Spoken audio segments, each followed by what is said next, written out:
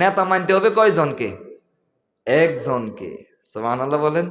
তার মানে নামাজ আমাদেরকে শিখায় যে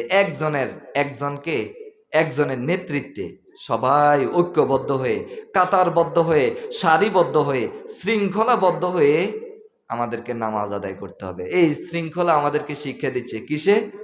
নামাজ, সালাত।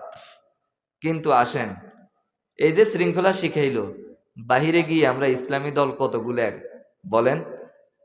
আপনি যে সারসিনার মুরিদ হইলেন, মোকরা কি দোষ করলো? মোকরার মুরিদ হইলেন, ফুরফুরা কি দোষ করলো? ফুরফুরের মুরিদ হলেন, জৈনপুর কি দোষ করলো? জৈনপুরের মুরিদ হলেন, নাম কি, আরো কত রাজ্যের পীর সাহেবের তো অভাব নেই, সহ আরো অনেক আছে। তাহলে এগুলো কি দোষ করলো?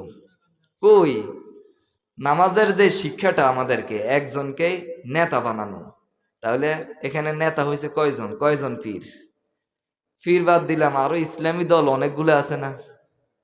তো আপনি কোন দলটা আপনি ফলো করবেন বলেন? আপনার যে আইলেম, যোগ্যতা, জ্ঞান থাকা দরকার জাস্টিফাই করার জন্য, জাজ করার জন্য যে কোন দলটা সঠিক, কোন কোন দলটা কোরআন এবং হাদিসের পরিপূর্ণ অনুসরণের মধ্যে আছে, আমি সেটাকে অনুসরণ করব। তাহলে এই জিনিসটা যাচাই বাছাই করার জন্য কি পরিমাণ জ্ঞান থাকা দরকার।